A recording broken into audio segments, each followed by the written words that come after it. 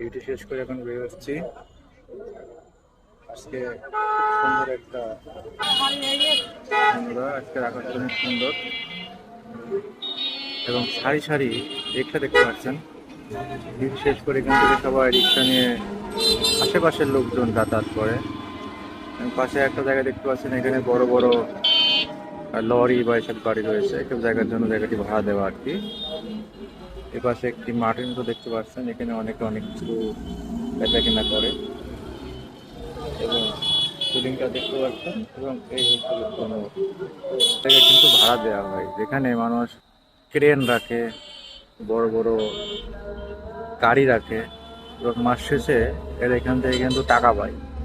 অর্থাৎ এই nuclear power plant হওয়াতে এই এলাকার কোনো জায়গায় কিন্তু খালি নাই, খালি জায়গা ভাড়া দেওয়া হয়েছে এবং অনেকে মোটরসাইকেল গ্যারেজ বানাইছে।